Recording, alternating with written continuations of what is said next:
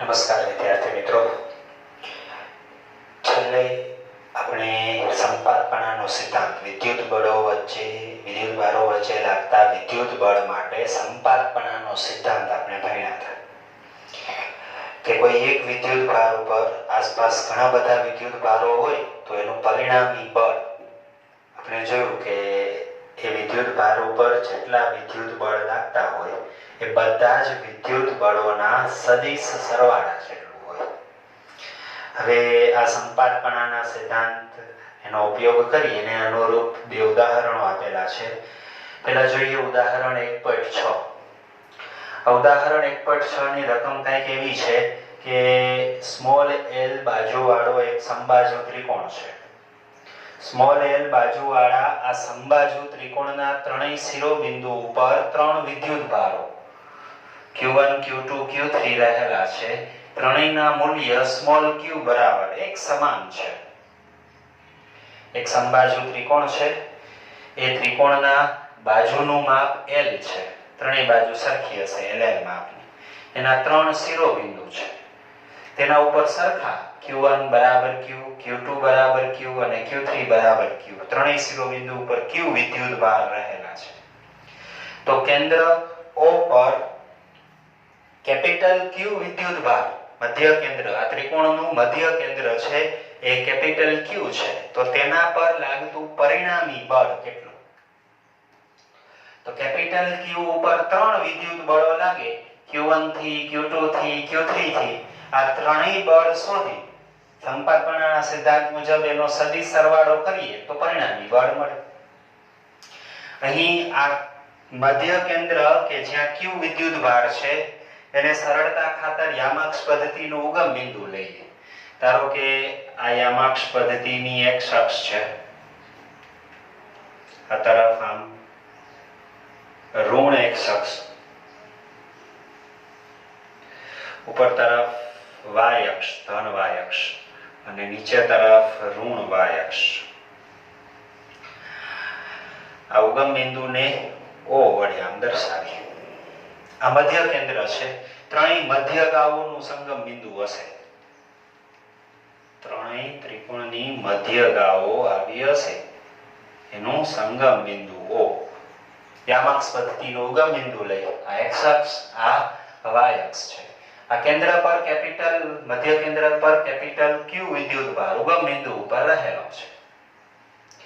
તો ઉગમ બિંદુ ઉપર પ્રથમ વિદ્યુત ભાર Q1 ના કારણે કેપિટલ Q પર લાગતું બળ શોધી। રકમમાં કીધું છે કે બંને વિદ્યુત ભારો સમાન ચિહ્ન ધરાવે છે, કેપિટલ Q અને સ્મોલ q ચિહ્ન કેવા છે? સરખા। આપણને ખબર છે કે સજાતીય વિદ્યુત ભારો એકબીજાને અપાકર્ષે, તો કેપિટલ Q ઉપર Q1 વડે અપાકર્ષી બળ લાગશે આ તરફ, નીચે તરફની દિશામાં। આ બળ F O પર 1 વડે લાગતું બળ FO1 વડે દર્શાવીએ। કઈ તરફ? નીચે તરફ।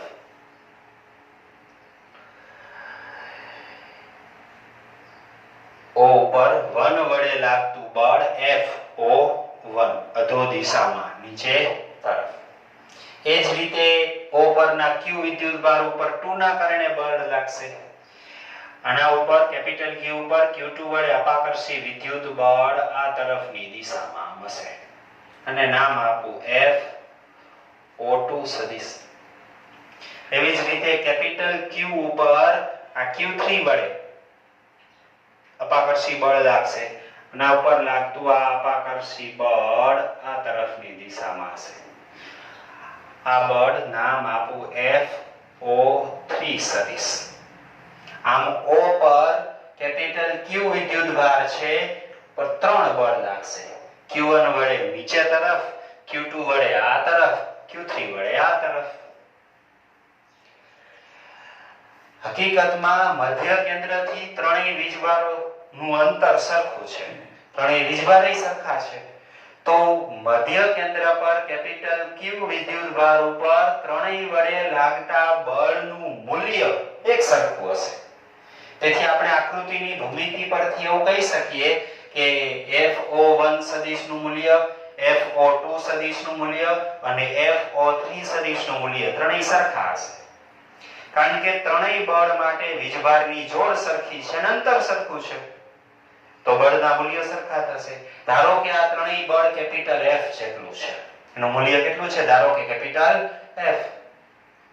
હવે આ ત્રણેય બળ સદિશ સ્વરૂપે દર્શાવી તો પ્રથમ બળ FOA અધો દિશામાં ઋણ y અક્ષની દિશામાં છે. સદિશને એનું મૂલ્ય ગુણ્યા એની દિશાના એકમ સદિશ વડે દર્શાવાય. એનું મૂલ્ય આપણે લીધું F જેટલું, પણ એ ઋણ દિશામાં છે તો ઋણ y અક્ષની દિશાનો એકમ સદિશ -j કેરેટ અથવા -j હેટ. તેથી મૂલ્ય F અને દિશાનો એકમ સદિશ -j હેટ. તેથી પ્રથમ બળ FO1 બરાબર -fj હેટ, સમીકરણ નંબર 1. હવે બીજું બળ FO2. આ FO2 નથી x અક્ષની દિશામાં, નથી y અક્ષની દિશામાં, પણ આકૃતિની ભૂમિતિ પરથી પ્રથમ ચરણમાં x અક્ષ ને y અક્ષની વચ્ચે છે. આકૃતિની ભૂમિતિ પરથી આ ખૂણો 30 અંશનો થશે. સ્વાભાવિક છે કે સમબાજુ ત્રિકોણ છે તો ત્રણેય ખૂણા કેવા હોય? સરખા, 60 અંશના. અહીંયા મધ્યગા આ ખૂણો કેટલાનો આપશે? 30 નો. આ લંબ છે એટલે 90 હશે તો આ 60 થશે. આ 30, આ 90, આ 60. આ બે લંબ છે, આ 60 હોય તો આ ખૂણો કેટલાનો થાય? 30 અંશનો. તેથી FO2 એ ધન x અક્ષ સાથે બનાવેલો ખૂણો 30 અંશનો છે.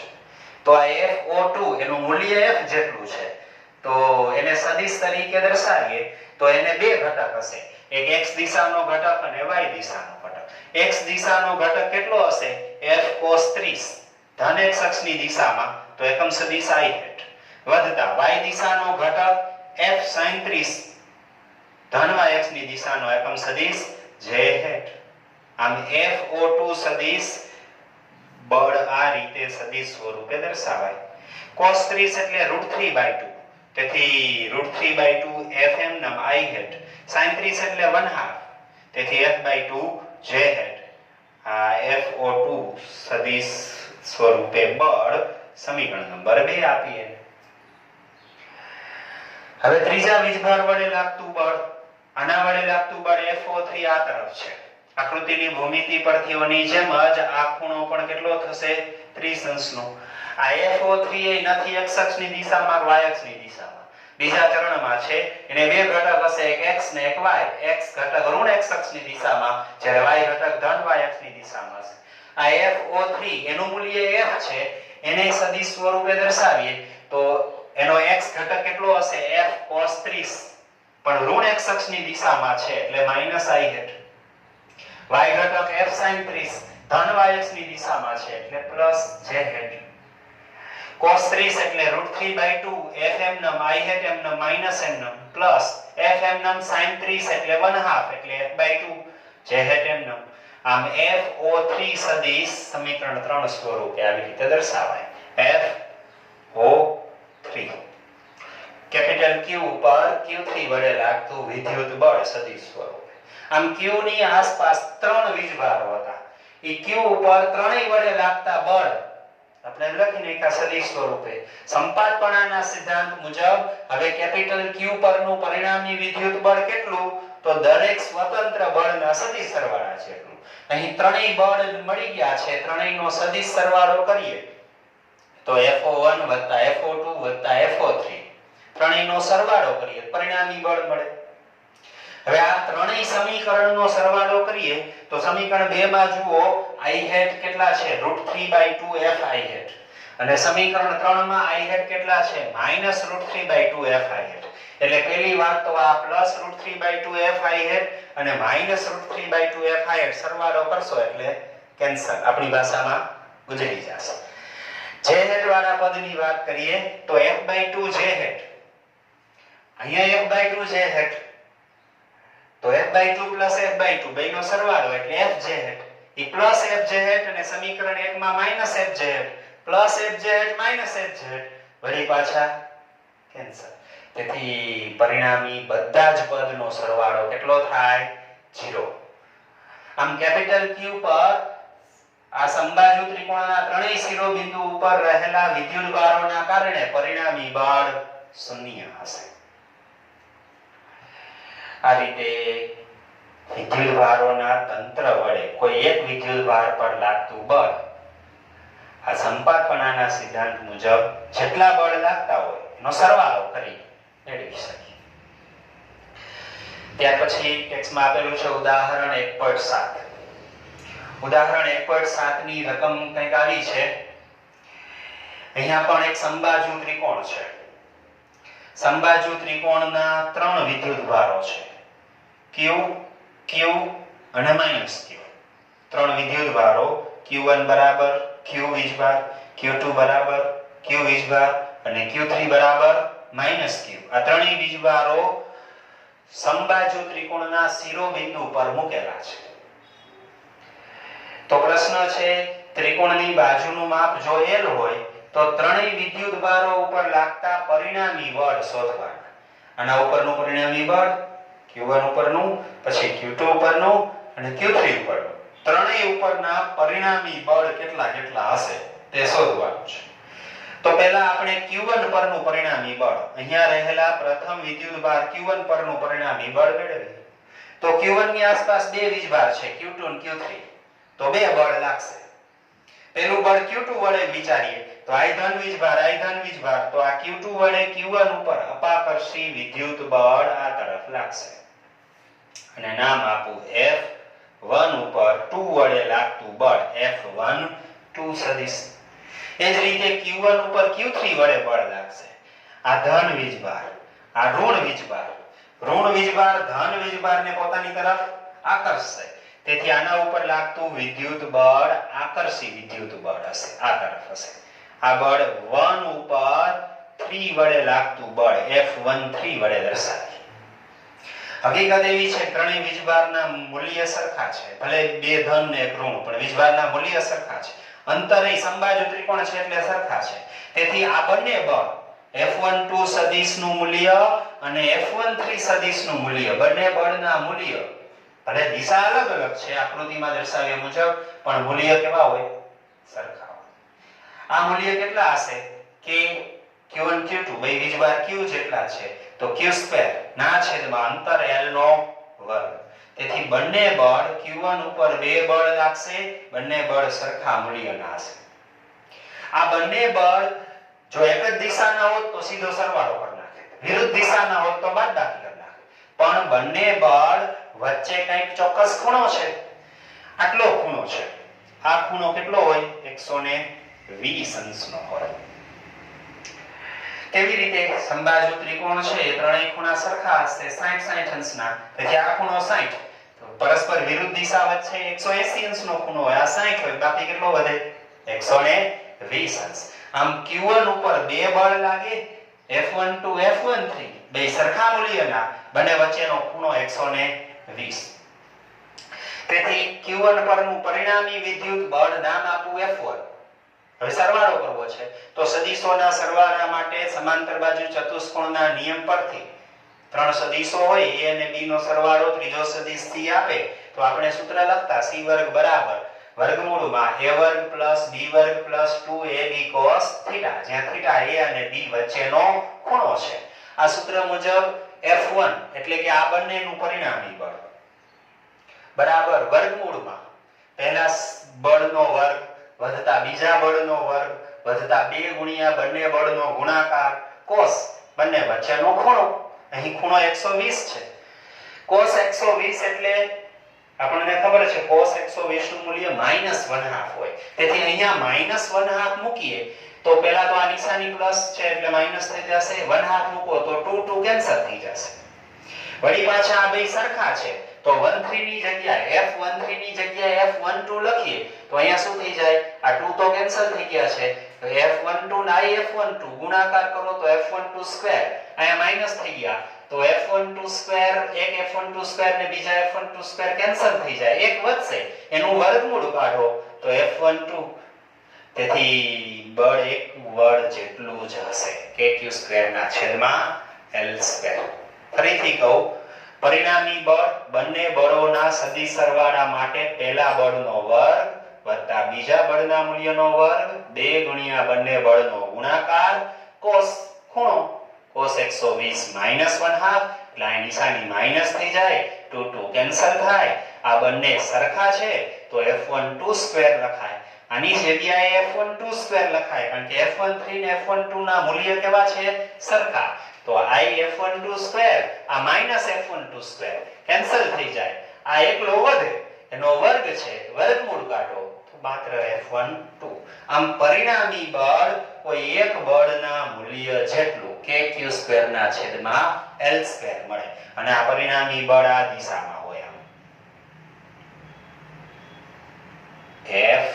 f1 q1 ઉપરનું પરિણામી બળ આટલા મૂલ્યનો kq સ્ક્વેર ના છેદમાં l સ્ક્વેર આ દિશામાં બરાબર આની સાથે 60 અંશનો ખૂણો એવી જ રીતે આની સાથે 60 અંશના ખૂણે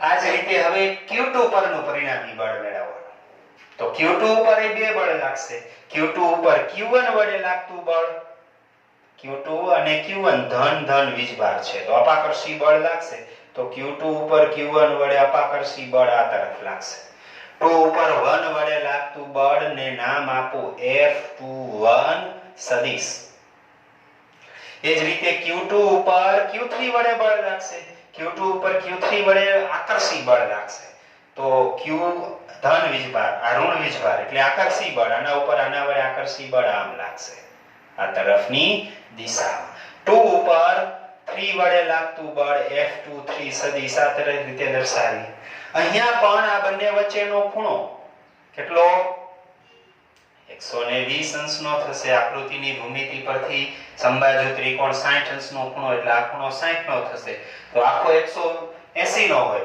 તો આ 60 તો આ કેટલો વધે 120 અંશ વધશે તેથી q2 ઉપર બે બળ લાગશે F21 સદિશ અને F23 સદિશ આકૃતિની ભૂમિતિ પરથી ઓની જેમ જ બંને બળ વીજભારોની જોડ સરખી છે અંતર સરખું છે તો બંને બળના મૂલ્ય સરખા હશે કેટલું kq સ્ક્વેર ના છેદમાં l સ્ક્વેર જેટલું બંને વચ્ચેનો ખૂણો ઓની જેમ 120 છે તેથી પરિણામી બળ F2 કોઈ એક બળ જેટલું એટલે કે kq સ્ક્વેર ના છેદમાં l સ્ક્વેર જેટલું આની જેમ જ સાદું રૂપ છે બરાબર તો આ બીજા વિદ્યુત ભાર પર લાગતું બળ એનું મૂલ્ય એની દિશા આ બંને વચ્ચે આ રીતે આમ પરિણામી બળ F2 આ દિશામાં આમ હશે 120 અંશના ખૂણામાં વચ્ચે 60 અંશના બે ભાગ 60 ના બે ભાગ પડે એવી દિશામાં પરિણામી બળ F2 હશે હવે વાત કરીએ આ ત્રીજા વિદ્યુત ભાર Q3 પર અહીંયા શિરોબિંદુ પર Q3 વીજભાર છે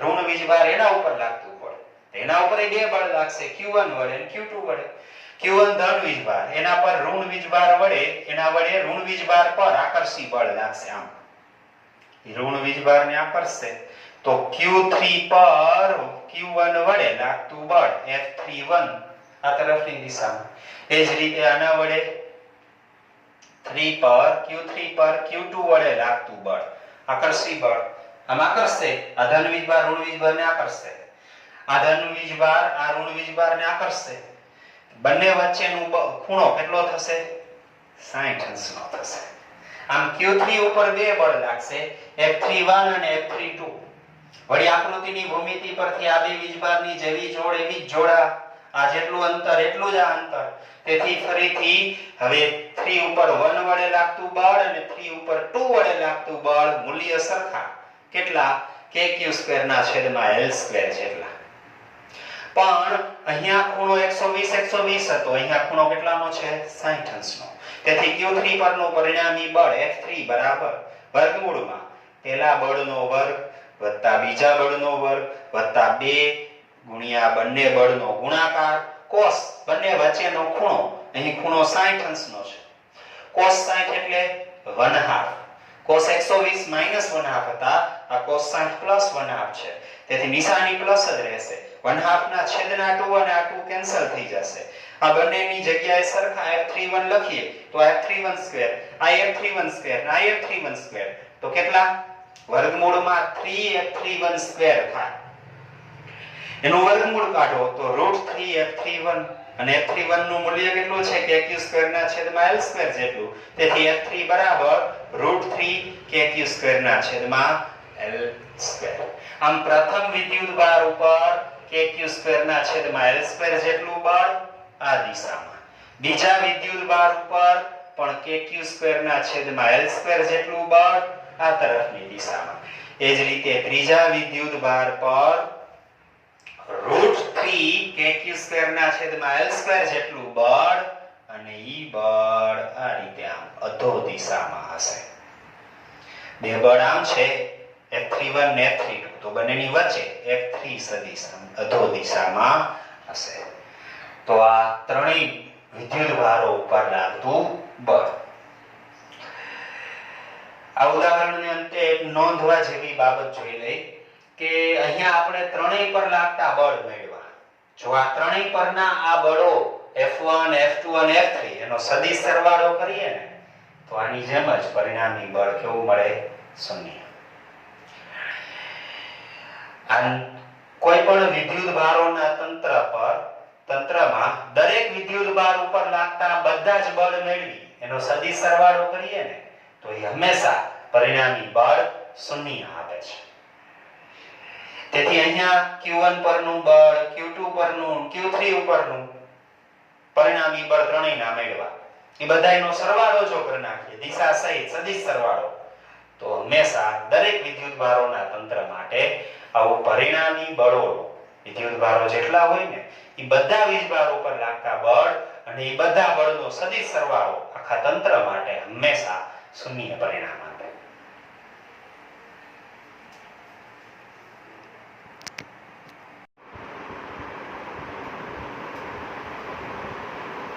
વિદ્યાર્થી મિત્રો, હવે આપણે વિદ્યુત ક્ષેત્ર એનો અભ્યાસ કરીએ.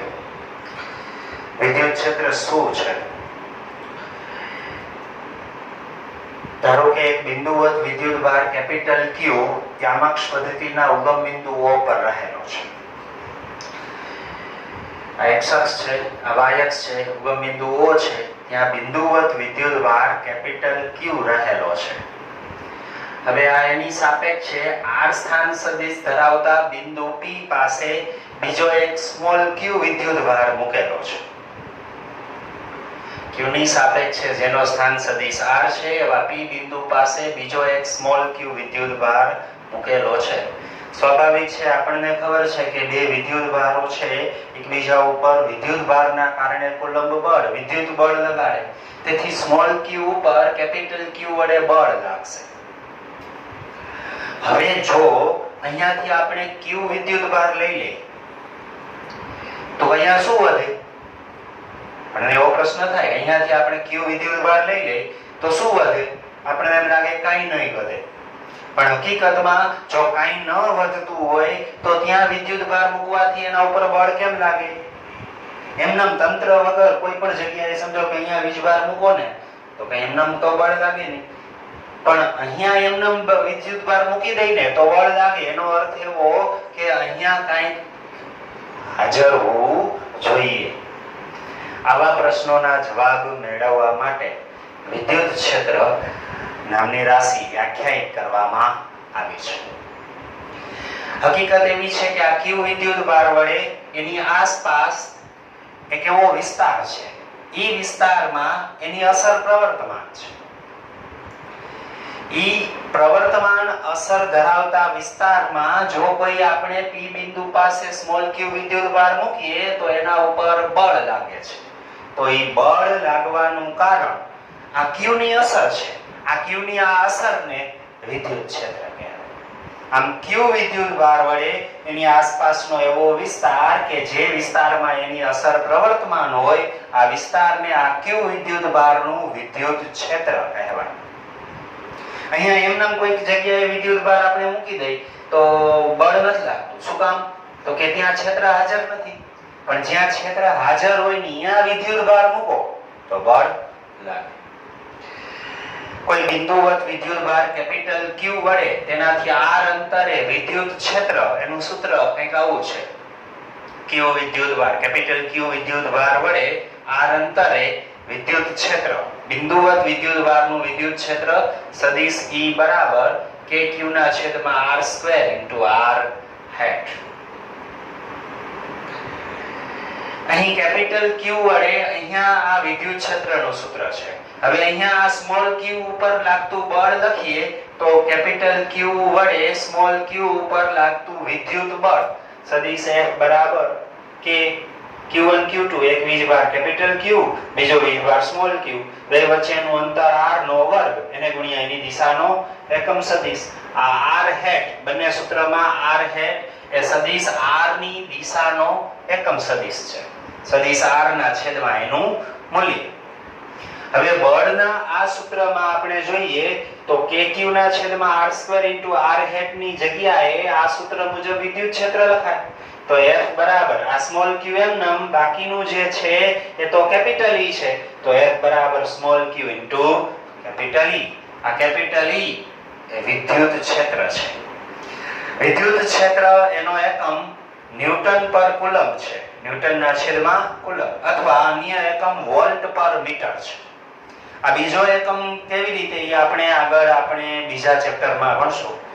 અહીં અત્યારે યાદ રાખશું વિદ્યુત ક્ષેત્રનો પ્રથમ એકમ આ સૂત્ર મુજબ E એટલે F ના છેદમાં Q થાય ને તો બળનો એકમ ન્યૂટન ને Q નો એકમ કુલમ તો વિદ્યુત ક્ષેત્રનો એક એકમ ન્યૂટન પર કુલમ અથવા બીજો એકમ વોલ્ટ પર મીટર. એ આપણે કેમ બીજા ચેપ્ટરમાં જોશું. આ વિદ્યુત ક્ષેત્રનું પારિમાણિક સૂત્ર બળનું પારિમાણિક સૂત્ર અને વિદ્યુતભારના પારિમાણિક સૂત્રનો ગુણોત્તર હશે. બળનું m1 l1 t-2 વિદ્યુતભારનું a1 t1 તેથી m1 l1 t એ -2 હતા છેદમાં +1 અંશમાં જાય તો -1 -2 -1 એટલે -3 અને a છેદમાં +1 હતા અંશમાં જાય તો -1. આ વિદ્યુત ક્ષેત્રનું પારિમાણિક સૂત્ર છે m1 l1 t-3 a -1. હવે આ વિદ્યુત ક્ષેત્ર વિશે કેટલીક મહત્વની બાબતો જોઈએ. વિદ્યુત ક્ષેત્ર વિશે ચાર વાત મહત્વની છે. પહેલી વાત આ સૂત્રમાં F બરાબર QE આ સૂત્રમાં જો આપણે Q ની જગ્યાએ એક એકમ લઈએ તો E બરાબર શું મળે F. આની મદદ વડે આપણે વ્યાખ્યા આપી શકીએ. અવકાશમાં કોઈ બિંદુ પાસે વિદ્યુત ક્ષેત્ર એટલે શું? અવકાશમાં કોઈ બિંદુ પાસે એકમ ધન વિદ્યુતભાર ઉપર લાગતું વિદ્યુત બળ એટલે તે બિંદુ પાસે તે વિદ્યુતભાર વડે ઉદ્ભવતું વિદ્યુત ક્ષેત્ર. આ વિદ્યુત ક્ષેત્રની વ્યાખ્યા ફરીથી અવકાશમાં કોઈ પણ બિંદુ પાસે એકમ ધન વિદ્યુતભાર દીઠ લાગતું વિદ્યુત બળ એટલે તે બિંદુ પાસે તે વિદ્યુતભાર વડે ઉદ્ભવતું વિદ્યુત ક્ષેત્ર. આ વિદ્યુત ક્ષેત્ર જેના કારણે ઉદ્ભવે છે ને ઈ વિદ્યુતભાર સ્ત્રોત વિદ્યુતભાર કહેવાય.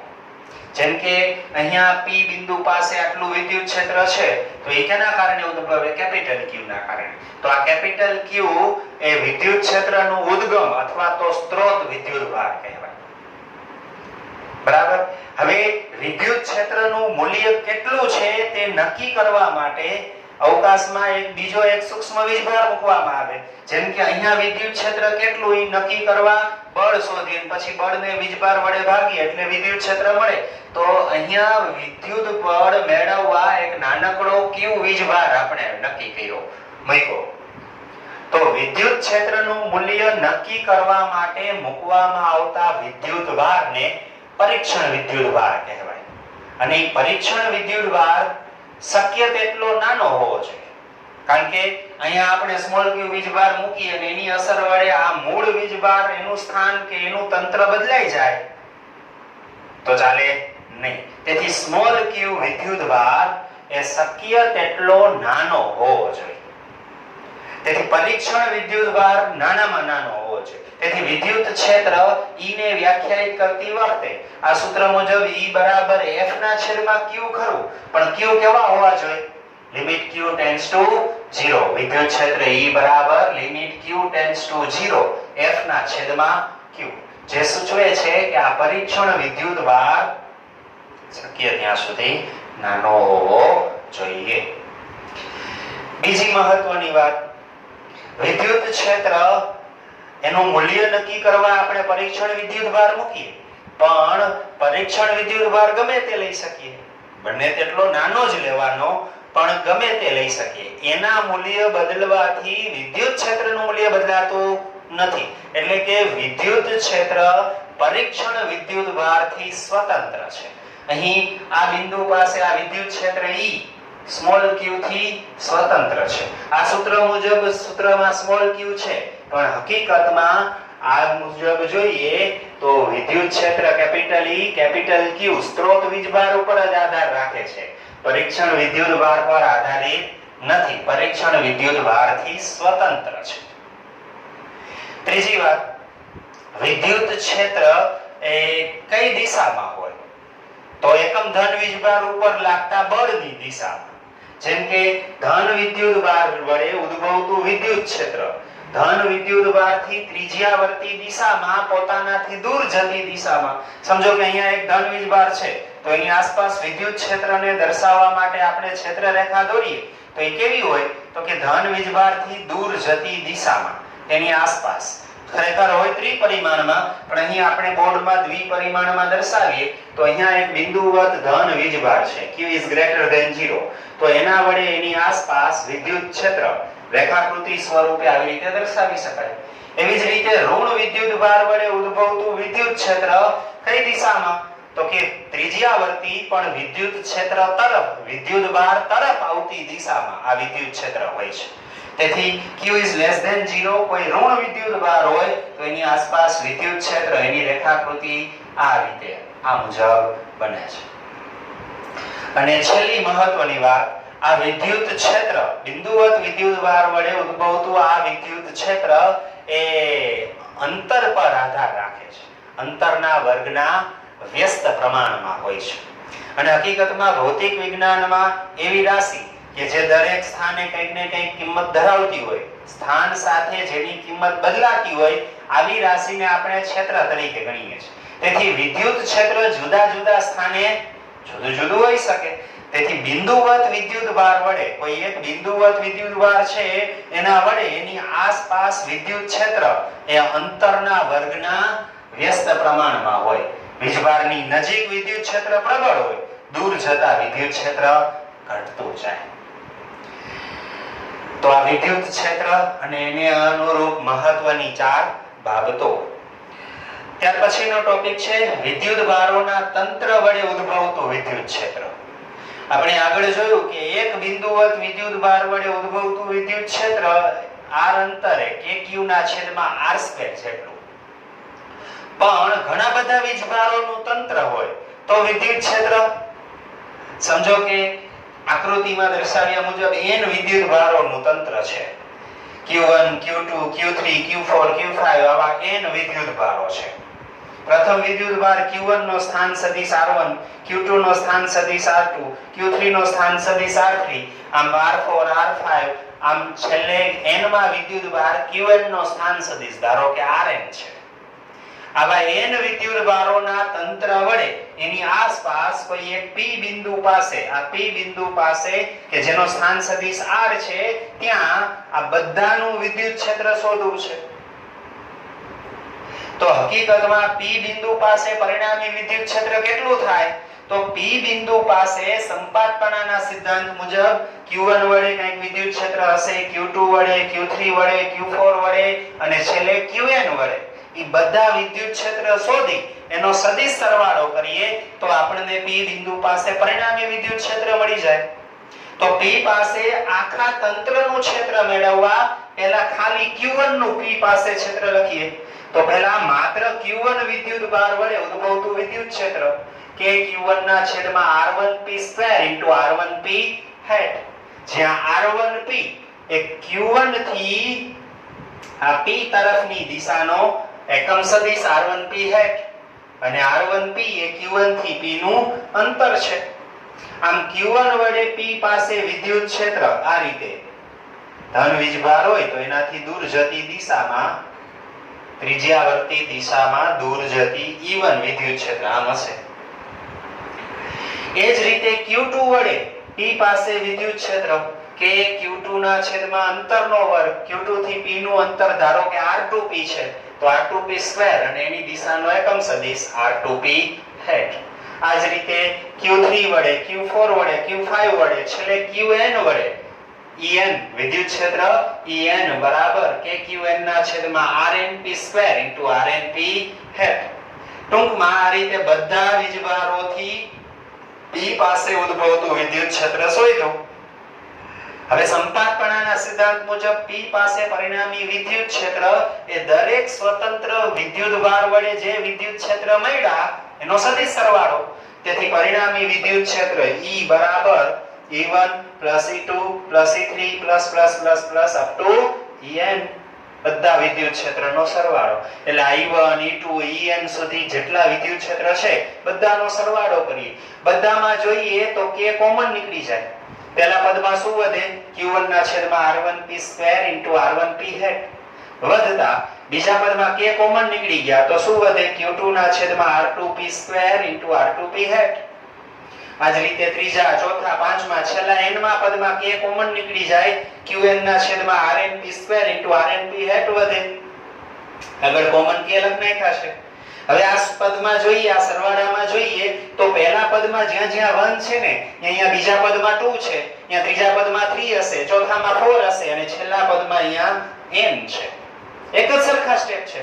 તો આ સરવાળો ગણિતની પરિભાષામાં સિગ્મા સમેશન વડે દર્શાવીએ. તેથી કે સિગ્મા qi ના છેદમાં rip² rip હેટ જ્યાં I બરાબર 1 થી n. તેથી ગાણિતિક રીતે આ સરવાળાને સાંકેતિક રીતે ગણિતની પરિભાષામાં આવી રીતે દર્શાવાય. અહીંયા આપણે જો I બરાબર 1 લેખ નાખીએ ને તો પહેલું પદ મળે સિગ્મા સરવાળો દર્શાવે તેથી પ્લસ I બરાબર બીજી કિંમત 2 લઈએ તો બીજું પદ 3 લઈએ ત્રીજું પદ બધાનો સિગ્મા સરવાળો છેલ્લે લેવાની કિંમત n તો Qn ના છેદમાં rnp² rnp હેટ એટલે કે છેલ્લું પદ મળે. આમ ઘણા બધા વિદ્યુતભાર વડે ઉદ્ભવતું પરિણામી વિદ્યુત ક્ષેત્ર વિદ્યુતભારોના તંત્ર વડે ઉદ્ભવતું વિદ્યુત ક્ષેત્ર આ રીતે મળે. કહેવાનો અર્થ કોઈ બિંદુ પાસે વિદ્યુત ક્ષેત્ર શોધવું હોય તો એની આસપાસ જેટલા વિદ્યુતભારો હોય એ બધા વિદ્યુતભારોના વિદ્યુત ક્ષેત્ર શોધી અને એનો સરવાળો કરવાથી મળે છે. તો આ વિદ્યુત ક્ષેત્ર અને વિદ્યુતભારોના તંત્ર વડે ઉદ્ભવતું વિદ્યુત ક્ષેત્ર. નમસ્કાર વિદ્યાર્થી મિત્રો, આજે અહીંયા સુધી રાખીએ. નમસ્કાર.